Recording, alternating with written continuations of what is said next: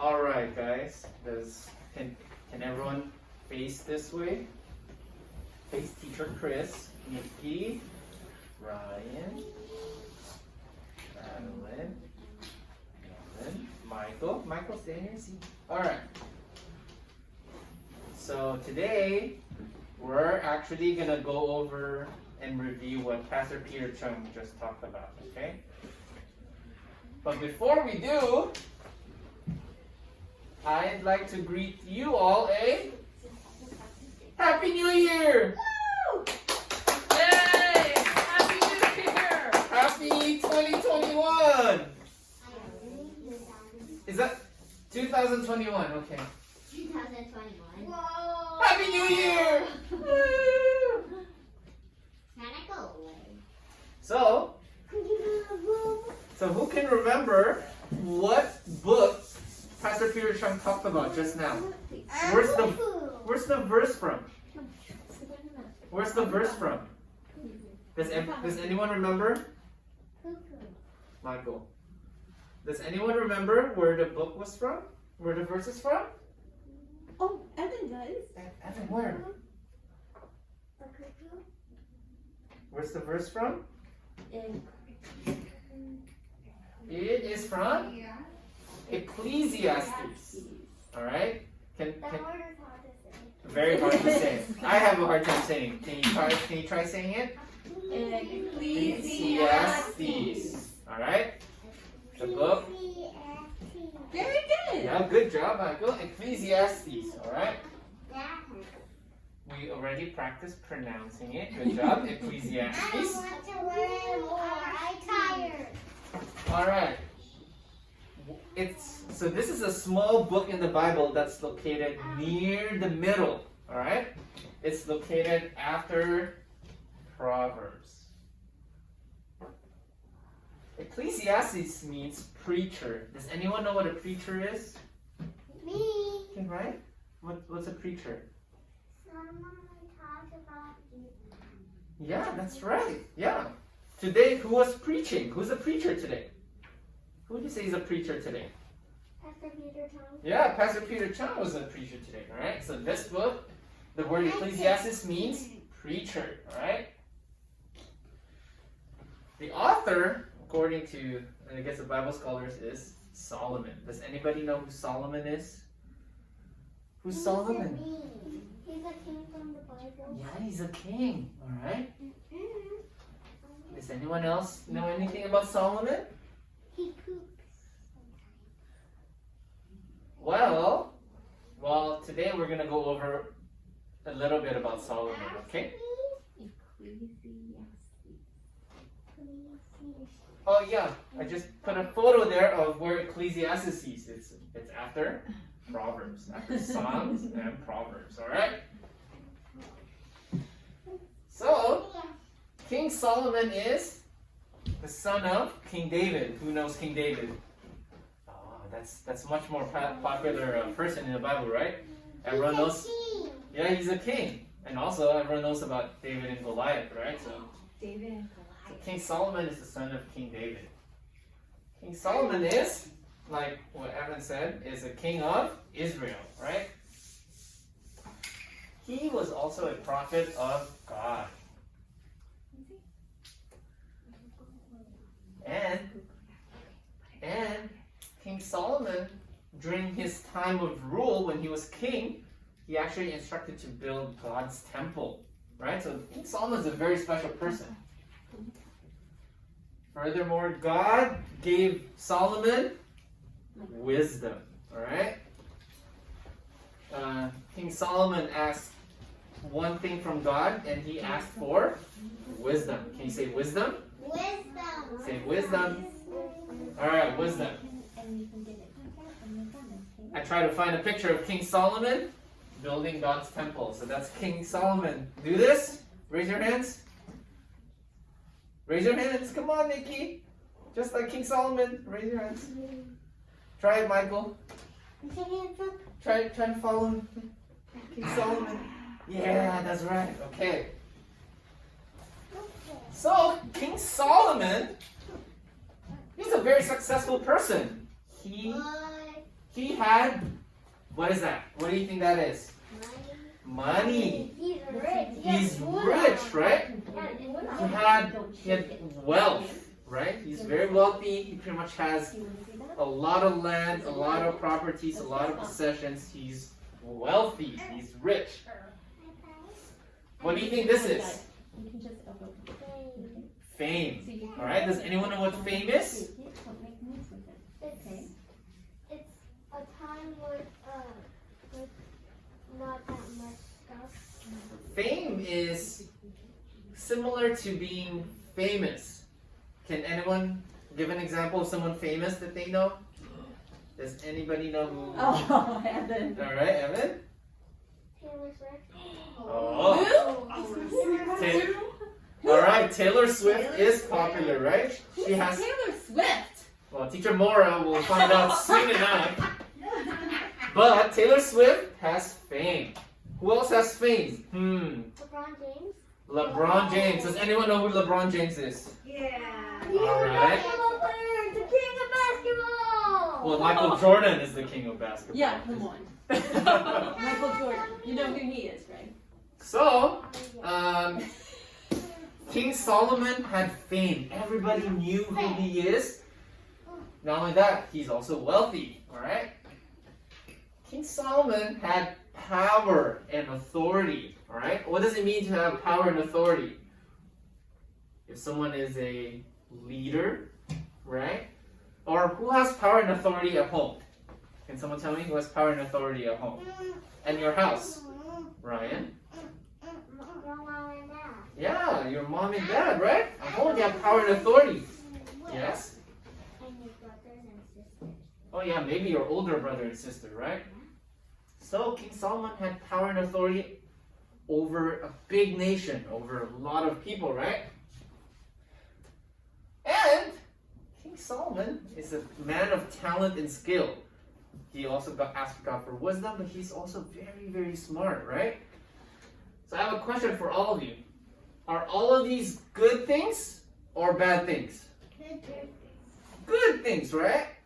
These are very good things. But what I can tell you is King Solomon, because of all his wealth, fame, success, power, and talent and skill, because of all that, it caused him to turn away from the Lord. Right? Those are all good things, but because of his wealth, his fame, and all that, he turned away from God, right? And he became a dissatisfied soul chasing after the wind. So that's a verse in Ecclesiastes. Alright, so I need one volunteer to stand right here. Okay, Nikki, stand here, please. Fair. It's okay. There. You stand right here, okay? Okay, I can't see. That's okay. Well, Nikki, let me see. Teacher Rachel, can you grab a chair for us? I don't want to do that. Hold on. I want to do that. Yeah, sure. That's good. That's good. All right, Nikki. We're gonna have you. Do you have good balance? All right, we're gonna have you stand on this chair, okay?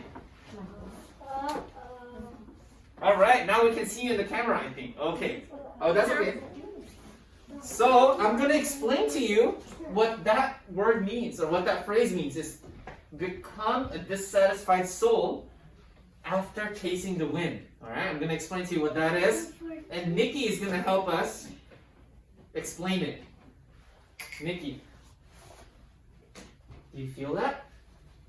It's like air. So let's pretend that's strong wind, okay?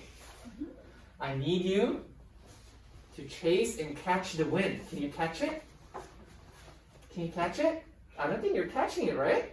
Do you think you can ever catch the wind? No? No. You can never catch the wind, right? If I tell you, you know what? I'm going to give you a prize if you catch the wind. You think you're going to be happy that I'm going to give you a prize? No. Why not? Yeah, it's impossible. You cannot catch the wind. Thank you, Nikki. You can sit down now. Thank you for volunteering. You can sit down now on your cushion. So King Solomon was busy chasing after more fame, more wealth, more talent, more skill, more power. He kept chasing it like chasing after the wind. And what Nikki said, we can never catch the wind, right? We can never catch the wind. And because of that, do you think King Solomon is happy if he can never catch the wind, or is he sad? Sad. He's sad, right? At some point you're going to get tired. You're going to get discouraged, like, I can never chase the wind. I can never catch it, right? So this is how King Solomon felt. Was dissatisfied, meaning he was sad and not happy.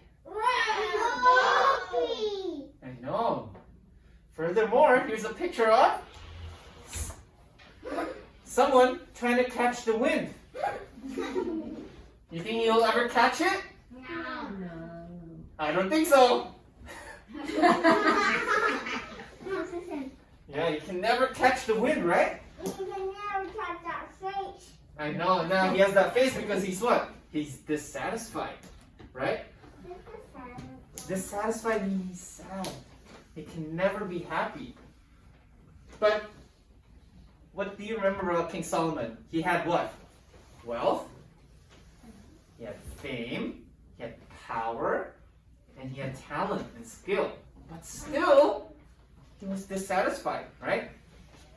So, I'm gonna show you today's verse which King Solomon wrote. And this is the last two sentences in the book of Ecclesiastes, right? Ecclesiastes, alright? So I'm going to read it.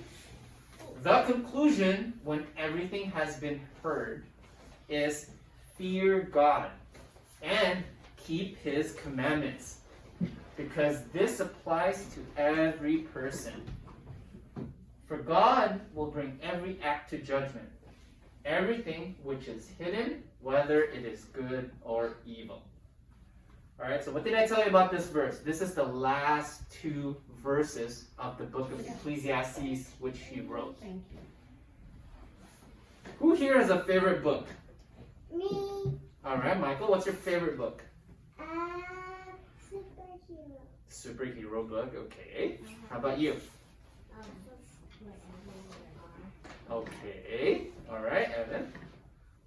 My Pokemon chapter books. Okay, Pokemon chapter book. I Alright. got for Christmas. So when you guys read a book, do you read only halfway? Especially if it's a book you like, or do you go all the way to the end?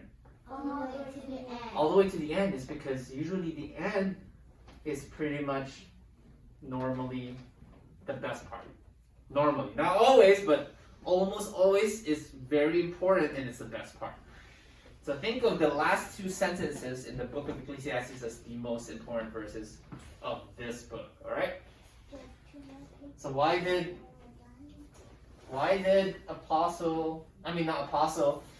King Solomon end it with these two sentences, right? Let me explain. Fear God.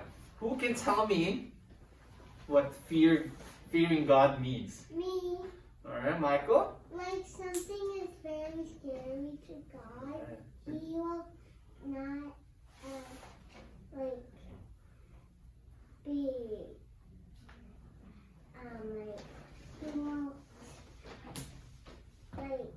be happy when He is scared. Yeah, so Michael said it's fear God means being afraid or being scared of God. Alright, Evan? Oh, I was gonna say that when people fear God. Yeah, okay. Alright, so most of us think fearing God means to always be afraid of God. Right? But the right way to look at fearing God is What? understanding God's character, right? Because is God the only thing we need to know about God? Is He always scary? He's not always scary, right? So God has different facets to His character. So that's why I said fearing God means that we understand who God is. That's what it means by understanding God's character is we need to know and grow to understand who God is. So is God loving? God is loving, right? God is merciful. And does He forgive sins? Right. So those are all good things, right? When He shows that part of His character, does it mean you're afraid of Him? No, because it's about Him being loving, merciful, and forgiving. Now to the second point is what you guys described. God is also holy, just, and righteous. So, do you think people in the Old Testament were really afraid of God? In the Old Testament, a lot of times God showed His righteousness, right? And justice and wrath, right? You know, there are some people that God judged on the spot and they killed him, or God killed him. So God also has that character that He is holy, just, and righteous. The other thing to know about God is like what Pastor Peter Trump talked about earlier, is only God can what? Can forgive our sins. Only God can save us, right? So there's comfort in us to know that God can save us. Last thing is, does God love sin? No, God hates sin, right? So I want you to remember all these things. Is fearing God does not only mean that we're what? That we're afraid and scared of God. Fearing God means understanding who God is, right? Just a reminder, it's a reminder that God is loving, merciful, forgiving, but He's also holy, just, and righteous. And that our faith and trust is only to Him alone because He's the only one who can save. And we should know that God hates sin, right?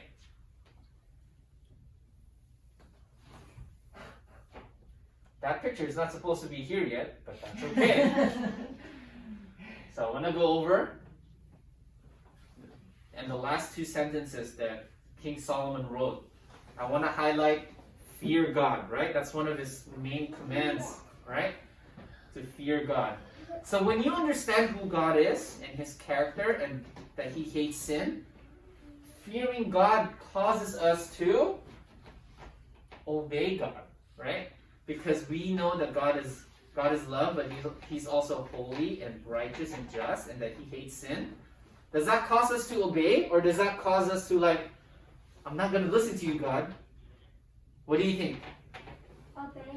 Obey, right? Because we know who God is. Because we have this understanding that God is love, God hates sin, and He's also holy, just, and righteous. And He's what?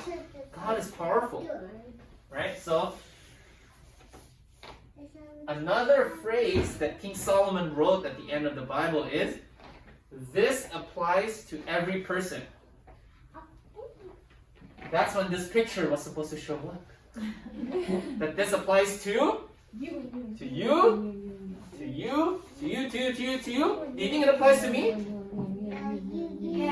Yes. It applies to your mom, applies to your dad, applies to Teacher Mora, Teacher Joni, Teacher Rachel, applies to everybody, right? Everybody that was on the entire earth.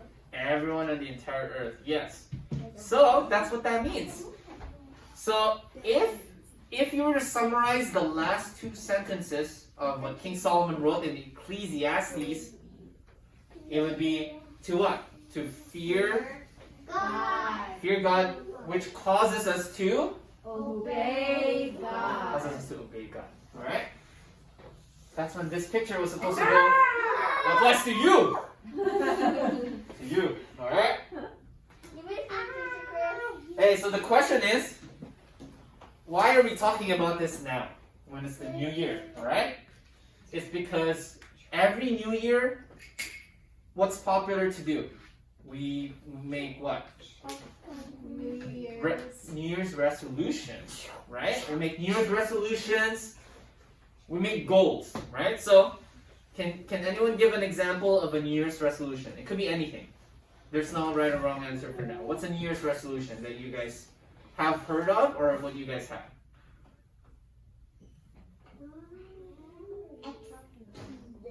Alright, is there a video game that you guys play? Alright, maybe we'll change it to not a resolution, but a goal. Is there a high score that you want to be? Okay, all right. But is there a high score you want to be? Do you want to get better at a certain game? Oh, my brother wants. So there's this really hard mission on this game called Skate Space, Mm-hmm. and he needs to get 9,000 points in like 10 seconds. Uh-huh. And there's this trick called airwalk. It gives you lots of points, but he still can't do it. He still can't do it. Is But there- I'm guessing this year he would want to reach the high score, right?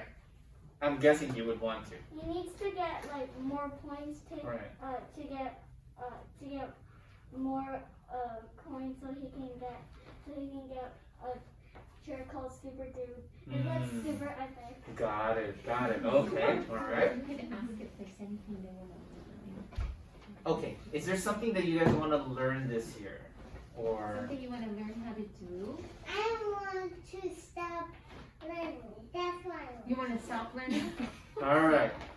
So I'll tell you some of the goals, like, of people our age, what we want to do. Some people would like their New Year's resolution or their goal this year is to be fit, right? So sometimes our goal is like, hey, maybe I'll go work out 2 times a week this year, Sit up, please. right? That's one resolution. Michael. Or another resolution could be, I want to get better at snowboarding, right? So that could be a goal or a resolution, right? Are those inherently bad? Are those good goals or bad goals? They're good goals. They're not bad goals, right? Or I want to make more money. Who here wants to make more money? Everyone wants to make more money. I'm just gonna say, oh, Teacher Mora, I'm sure she wants to make more money too. But there's no one. Yeah. Right? So what do we talk about? Are those inherently bad or not really? They're not bad, right? But just like King Solomon, if we allowed those things or those goals and resolution to take over our mind and our heart's desire to worship God, and which causes us to stay away or turn away from God, and those things that are good can become bad. And if we keep chasing those, are we gonna be like chasing after the what? Yeah, chasing after the wind. And when we keep chasing after the wind, are we satisfied or sad? Yeah, we're sad because what? We can never. Yeah. If Evan's brother gets the high score of 9,000 points Or more. or more, don't you think next year he might say, I need to reach 11,000 points. Higher. Then after that he reaches it? You think he's gonna stop there? No, now he wants 12,000, 15,000, 20,000, 50,000. Never ends. And now what happens? Your heart becomes dissatisfied. So we're talking about Ecclesiastes is because we need to reflect on our resolutions and goals that we have this year. Do your reflections show that you fear God and that you desire to obey His commandments or no? So I'm going to give some examples. Obviously, these are not all the goals you should have, but some examples, right?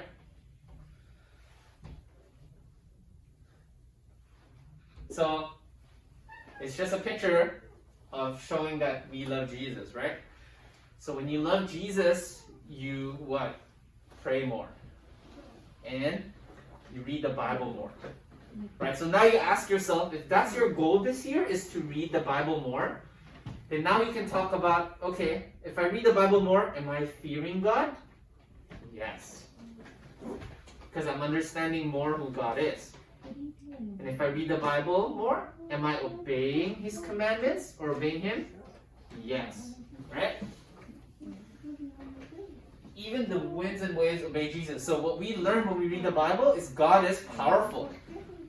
By learning more about Jesus, we're understanding His character. We're knowing who He is better, right? Or I can help my neighbor in her yard, right? So it could be just any kind of showing of help. Maybe your goal is to be kind to others, kind not only to your friends, but to people that you don't know. So is that understanding who God is? Because God is love, and us showing love to other people that are not our friends, that's not someone that we really love, then that's showing God's character in you, and that showing that we are obeying God. I will obey mom and dad, right? So in the Bible, there's the 10 Commandments, and one of them is honoring your mother and father, right? So knowing God's character and also obeying God, right? So these are just some examples of goals or things that you can list in your mind as the new year has hit, and you ask yourself, is this showing that I'm fearing God? Is my goal showing that I'm obeying God? All right. Well, that is it for today's lesson. From which book? Ecclesiastes. Ecclesiastes, all right? Who wrote, I'm going to review it a little. Who wrote the book Ecclesiastes? Almost. King Solomon. King Solomon. Solomon. Wave your hands. King Solomon, all right? What did King Solomon have? What did King Solomon have? He had wealth or money, right? And he had what? Just like Michael Jordan and LeBron James, what did he have? Fame. He was famous. And he also had power and authority, but he also had talent, skill. Right. Are all those bad things? No. No. Those are only becoming bad when those are the things you chase and want. Just like chasing after the what? Chasing after the wind, right? Alright. So make sure your goals reflect that you fear God and that you obey God. Alright? Okay, so today I brought some worksheets for you guys.